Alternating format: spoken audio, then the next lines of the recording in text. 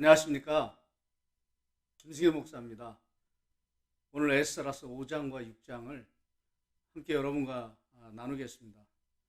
5장의 결과가 6장에 담겨 있기 때문에 그렇습니다. 5장과 6장의 키워드는 무엇일까? 제가 나름대로 잡아본 것이 도우심이다, 이렇게 생각을 합니다. 물론 당연히 하나님의 도우심입니다. 그것이 5장과 6장에 어떻게 펼쳐지는지 우리 함께 같이 찾아가 보도록 하겠습니다. 먼저 5장 1절부터 보시면 선지자들 곧 선지자 학개와 이도의 손자 스가랴가 이스라엘의 하나님의 이름으로 유다와 예루살렘에 거주하는 유다 사람들에게 예언하였더니, 성전이 중단된 지 지금 16년째가 되어가고 있습니다. 이때 하나님께서 사람을 보내셔서 이스라엘 백성들을 도우시는 그런 말씀입니다. 특별히 학개와 스가랴를 하나님께서 부르시고 그들을 인도하여서 이스라엘 백성들에게 다시 성전을 재건하도록 용기와 힘을 주고 계시는 것입니다. 그러나 학개와 스가랴서를 구약의 거의 마지막 부분에 나오는데, 그거를 여러분이 좀 살펴보시면 이 두 선지자분들의 메시지가 완전히 다릅니다. 굉장히 대조적입니다. 학개 선지자는 선생님이라고 하겠습니다. 학개 선생님은 굉장히 냉철하고 또 직선적이고, 그리고 아주 정확하게 핵심을 찔러서 이스라엘 백성들의 마음을 회개하게 하고 그리고 마음을 돌이키게 해서 우리가 잘못됐구나, 우리가 다시 하나님의 말씀을 들어야 되겠다, 하나님의 말씀대로 살아야 되겠다 라고 하는 그 결단이 일어나도록 마음이 찔리는 그런 말씀을 학개 선생님이, 이 부흥사 선생님이 말씀을 전했습니다. 학개서를 살펴보면은 지금 성전 재건 이제 기초만 놓여진, 이 지대만 놓여진 이것이 완전히 황폐하다. 성전은 이렇게 황폐한데 너희 집들은 그렇게 잘 지어놓고 살면 되겠느냐? 그렇게 살기 때문에 너희들의 삶에 축복이 없다. 축복이 뭐냐? 저주가 일어나고 있다. 경제적으로 지금 많이 곤란하고 궁핍하고 가난하고, 그리고 자연재해가 일어나고 해충들이 일어나고, 너희들이 이렇게 지진이 일어나고, 너희들이 이렇게 힘든 상황을 잘 살펴봐라. 그 속에는 영적인 메시지가 있다. 하나님의 일을 쉬고 있기 때문에, 중단하고 있기 때문에 이런 일들이 벌어지는 것이다 라고 아주 직설적으로 그렇게 말씀을 전했습니다. 그러나 스가랴 선생님은 좀 다릅니다. 스가랴 선생님은 좀 위로하고요, 학개 선생님이 약간 아버지 같은 스타일이라면 스가랴 선생님은 좀 어머니 같은, 좀 위로해주고 격려해주고 그런 말씀을 전하는데, 그 말씀이라기보다는 환상을 통해서, 근데 누더기 같은 그 대제사장 여호수아, 그 여호수아를 향해서 지금 당신은 누더기 같은, 누더기라고 됐지만 사실은 이 똥이 묻어있는, 좀 극단적인 표현을 쓰면은요, 똥이 묻어있는 그런 더러운 옷을 하나님께서 벗기시고 깨끗한 옷을 입혀주고 계신다. 그리고 머리에 금 면류관을 하나님께서 너에게 쓰여주고 계신다. 정신을 차리고 하나님의 뜻을 깨닫고 그 하나님의 놀라운 사랑을 깨닫고 정신을 차려야 한다. 그리고 그 스룹바벨을 향해서는 왜 이렇게 낙심하고 있느냐, 이렇게 절망하고 있느냐, 때가 됐다. 하나님 자꾸 환상을 보여주신다.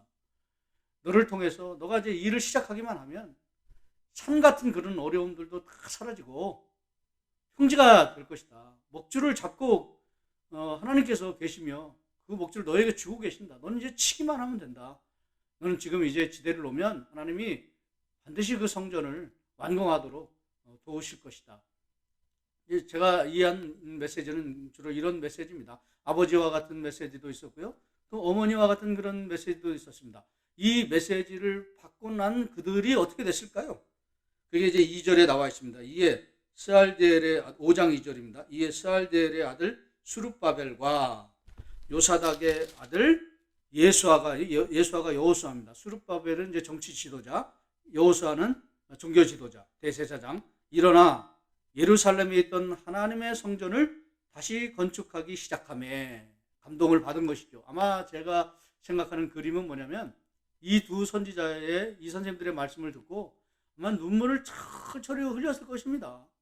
자기들이 이렇게 부족하고 참 한없이 흠이 많은 자기들을 하나님께서 다시 위로해 주시고 힘을 주시고 하나님 다시 우리를 사랑해 주시는구나. 이 하나님의 사랑을 깨닫고 그 말씀을 듣고 막 철철 눈물을 흘리면서 하나님의 말씀대로 우리가 이제 다시 성전을 지어야 되겠다. 그런 결단이 일어나는 그런 그림을 보게 되는 것입니다.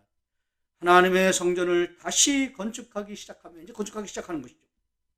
하나님의 선지자들이 함께 있어 그들을 돕더니 하나님의 선지자들이 함께 있고요.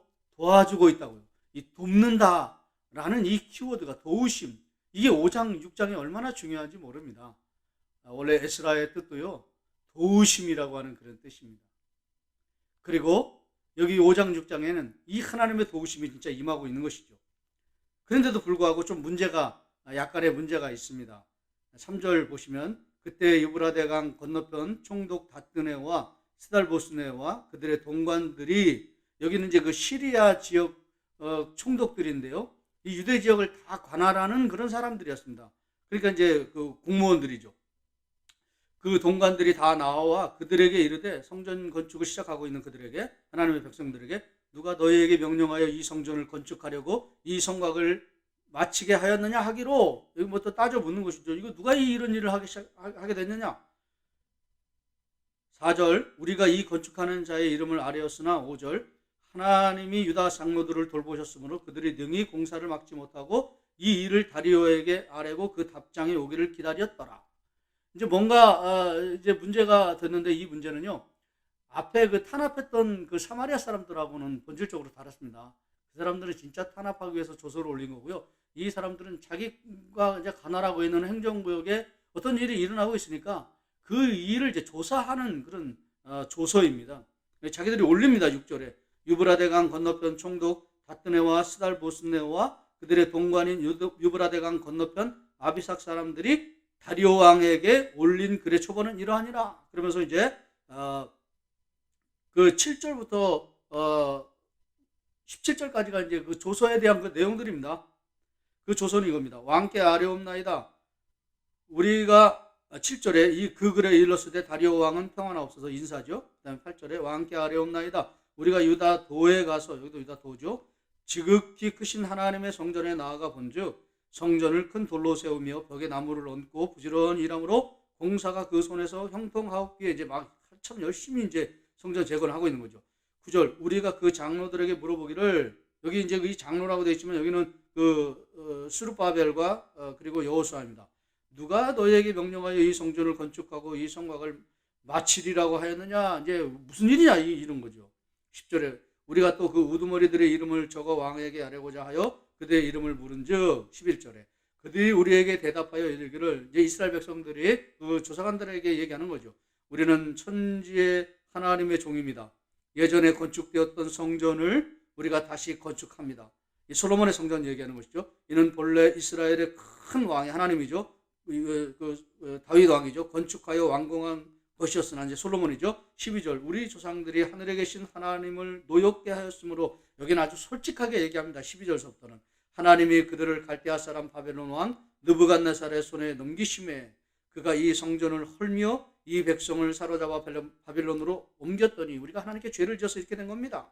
13절 바벨론 왕 고레스 원년에 고레스 왕의 조서를 내려 하나님의 이 성전을 다시 건축하게 하고 또 느부갓네살이 예루살렘 하나님의 성전 안에서 그 문 그릇을 옮겨다가 바벨론 신당에 두었던 것을 고레스 왕의 그 신당에서 꺼내어 그가 세운 총독 세스바살이라고 하는 자에게 내어주고 15절 일러 말하되 너는 이 그릇들을 가져와서 예루살렘 성전에 두고 하나님의 전을 제자리에 건축하라 하매 고레스 칙령이죠. 16절에 이에 이 세스바살이 이르러 예루살렘 하나님의 성전 지대를 놓았고 그때로부터 지금까지 건축하여 오나 아직도 마치지 못하였다 하였사오니 사실은 방해 탄압받았던 이 때문에 그렇죠. 17절에 이제 왕에게서 좋게 여기시거든. 이건 이제 다리오 왕입니다. 고레스는 다 지나갔습니다. 바벨론에서 왕의 보물 전각에서 조사하여 과연 고레스 왕이 조서를 내려 고레스 칙령이죠. 내려 하나님의 이 성전을 예루살렘에서 다시 건축하라 하셨는지 보시고 왕은 이 일에 대하여 왕의 깊으신 뜻을 우리에게 보이소서 하였더라. 이 조서 내용의 핵심은 뭐냐면 고레스 칙령을 한번 살펴보십시오. 거기 아마 이 건축하라고 한 건 우리 그대로 한 것입니다. 이런 내용입니다. 자, 이제 5장까지의 내용입니다. 어떻게 됐을까요? 이제 하나님의 도우심이 어떻게 일어날까요? 자기들은 솔직하게 얘기했습니다. 우리가 죄를 지어서 이렇게 됐다가 다시 고레스의 칙령을 통해서 우리가 그 칙령대로 지금 건축하고 있는 것입니다. 아주 솔직하게 그렇게 이제 조서를 올린 것이죠. 이 조사관들도 그렇게 올린 겁니다. 아주 솔직하게. 이 뭐 탄압 이런 뭐 패역한 백성입니다. 뭐 이런 게 아니라 솔직하게 이제 조서를 올렸습니다. 이제 6장에 이 하나님의 도우심이 진짜 어떻게 일어나고 있을까요? 저는 참 굉장히 궁금해졌습니다. 하나님의 도우심, 이게 도우심이거든요. 이 도우심이 진짜 일어나고 있을까? 이 조서대로 정말 그것이 고레스 칙령이 진짜 발견될까? 그리고 그걸 통해서 정말 다시 성전 건축이 이게 안전하게 다시 완공될까? 그게 6장에 나옵니다. 이에 다리오 왕이 조서를 내려 문서 창고 곧 바벨론의 보물을 쌓아둔 보물 전각에게 조사하게 하여 이제 조사하게 한 거죠. 이 다리오가요. 2절에 6장 2절에 메데도입니다. 유다도 메데도 뭐 같은 것이죠. 여기 이제 그 메소포타미아입니다. 앙메다 궁에서 한 두루마리를 찾았으니 거기에 기록되었을 때 할렐루야 찾았습니다. 드디어 앙메다 궁에서 고레스 칙령을 찾은 것입니다. 이 여름 궁전이라고 되어 있는데 이런 앙메다 궁에서 조서를 발견한 것이죠. 규장각 같은 데죠. 그 왕의 그 왕조실록 같은 거죠. 고레스 왕조실록, 그 다음에 규장각. 그 앙메다 궁에서 발견했습니다. 할렐루야. 자, 3절에 보시면 고레스 왕 원년에 조서를 내려 이르기를 고레스 칙령이죠. 예루살렘에 있는 하나님의 성전에 대하여 이르노니 이 성전 곧 제사 드리는 처소를 건축하되 지대를 견고히 쌓고 그 성전의 높이는 60규빗으로 너비도 60규빗으로 하고 규격도 나와 있습니다. 4절에 큰 돌 3켜에 새 나무 1켜를 놓으라. 그 경비는 다 왕실에 내리라. 후원도 한다는 것이죠. 경비도 다 대준다는 것이죠. 5절에 또 느부갓네살이 예루살렘 성전에서 탈취하여 바벨론으로 옮겼던 하나님의 성전 금, 은 그릇들을 돌려보내어 예루살렘 성전에 가져다가 하나님의 성전한 각기 제자리에 둘지니라 하였더라. 그 기구들도 다 돌려주는 거죠. 6절에 이제 유브라데 강 건너편 총독 바뜨네와 스달보스네와 너희 동관 유프라테 강 건너편 아비삭 사람들은 그곳을 멀리하여 여기는 이제 그 다리오의 그 명령입니다. 너희들 거기서 멀리 떨어져라. 7절에 하나님의 성전 공사를 막지 말고 유다 총독과 장로들이 하나님의 이 성전을 제자리에 건축하게 하라. 막지 말고 건축하게 하라. 8절에 내가 또 조서를 내려서 하나님의 이 성전을 건축함에 대하여 너희가 유다 사람들의 장로들에게 행할 것을 알리노니 왕의 재산 곧 유브라데 강 건너편에서 거둔 세금 중에서 그 경비를 이 사람들에게 끊임없이 주어 그들로 멈추지 않게 하라. 할렐루야. 완전 전화위복이 된 것이죠. 고레스 칙령을 발견한 것뿐만 아니라 그 칙령을 토대로 그대로 다리오가 다 성전 건축하게 도와주라. 너희들은 그 관여하지 말아라. 그뿐만 아니라 모든 경비들을 다 대라. 세금을 걷어서라도 그거를 다 충당해라. 그 다음에 9절에 또 그들이 필요로 하는 것 곧 하늘의 하나님께 드릴 번제의 수송아지와 순양과 어린 양과 또 밀과 소금과 포도주와 기름을 예루살렘 제사장의 요구대로 어김없이 날마다 주어 제사용품까지 다 주라는 것입니다. 이런 놀라운 정말 하나님의 이 전화위복의 축복인 것입니다. 그런 도우심입니다. 10절에 그들이 하늘의 하나님께 향기로운 제물을 드려서 제사드리게 하라는 거죠. 물품 다 주어서. 그 다음에 보세요. 왕과 왕자들의 생명을 위하여 기도하게 하라. 여기는 그 페르시아 왕과 왕자들입니다. 이게 이 사람들의 그 신학이요 철학입니다. 우리들 너희 예배 드리게 제사 드리게 성전 건축하게 다 할 거다. 그러니까 너희들도 우리 왕조를 위해서 우리 왕가를 위해서 축복기도 해달라. 축복기도 하는 것을 이제 부탁하는 거죠. 이 사람들의 신학이 여기 들어있는 것입니다. 그 다음에 11절 내가 또 명령을 내려오니 누구든지 막론하고 이 명령을 변조하면 그의 집에서 들보렵다. 여기서 이제 저주를 선포하는 것입니다. 그거 이제 방해하는 자들에게 형벌을 가한다라고 하는 그런 말씀입니다. 그들 그 위에 메어 달게 하고 그 집은 이로 말미암아 거름더미로 되게 하라. 만일 왕들이 백성이 이 명령을 변조하여 손을 들어 예루살렘 하나님의 성전을 헐진데 그곳에 이름을 두신 하나님이 그들을 멸하시기를 원하노라. 나 다리오가 조서를 내렸노니 신속히 행할지어다 하였도다. 그 뒤에 나오는 이제 13절서부터 행하는 거는 이제 신속히 그 공무원들이 막 집행해가지고 성전 재건 공사를 완공하는 놀라운 역사가 일어난 것입니다. 6장 15절에 다리오 왕 제6년 아달월 3일에 성전 일을 끝내니라. 할렐루야. 16년 동안 중단되었던 성전 재건 공사가 4년 만에 막 신속하게 사람들의 도움을 통해서 이제 완공되었다라고 하는 그 하나님의 도우심이 나타나는 들어있는 그런 말씀입니다. 6장의 말씀은 하나님의 도우심입니다. 주제는 하나님께서 어떻게 도우셨는가? 그 중심에는요 사람들을 일으키시고 사람들을 세우시고 사람들을 막 보내주셔서 그들이 막 조사하게 하고 조사했더니 실제 그런 일들이 있었고 그리고 왕이 또 왕도 사람 아닙니까? 어떤 모든 사람들을 하나님이 합력하여 선을 이루시는 사람들을 일으키셔서 도우시는 그런 말씀이 5장과 6장의 말씀입니다. 하나님 도우십니다. 어떻게 우리를 도우시는가? 사람을 보내시고 사람을 일으키셔서 사람을 통하여서 하나님이 우리를 도우신다는 것입니다. 첫 번째 우리가 깨달아야 할 것은 뭐냐면 아무리 어렵고 힘든 일이 있어도 하나님은 끝까지 우리를 포기하지 아니하시고 사랑하셔서 우리를 불쌍히 여기고 원래는 여기 불쌍히 여기셨다고 나오거든요. 불쌍히 여기셔서 하나님이 도와주신다는 거예요. 우리의 일을, 우리의 문제를, 우리의 기도를, 우리의 막막한 상황과 현실을 하나님이 도와주신다는 거예요. 하나님이 도와주신다라는 것이죠. 두 번째는 그러나 하나님이 어떻게 도우시는가? 사람을 통하여 도우십니다. 근데 그 사람은 여기서는요, 좀 구체적으로 좀 적용을 해야 되겠습니다. 그냥 사람을 통해서 막연하게 도우신다 그게 아니라 선지자들을 통해서 도우셨습니다. 선지자들을 통해서 일으키셨습니다. 선지자를 통해서 성전 재건 공사가 할 수 있도록 하나님께서 동기부여를 하셨다는 것이죠. 지금 이 시대도 마찬가지입니다. 하나님은 어떻게 우리를 결국 도우시는가? 진짜 도우시는가? 하나님의 선지자들을 통해서 도우십니다. 하나님의 마음을 가지고 진짜 하나님의 말씀을 전하는 그 선지자들을 통해서 하나님께서 도우신다는 것입니다. 그러므로 여러분 분별하셔야 됩니다.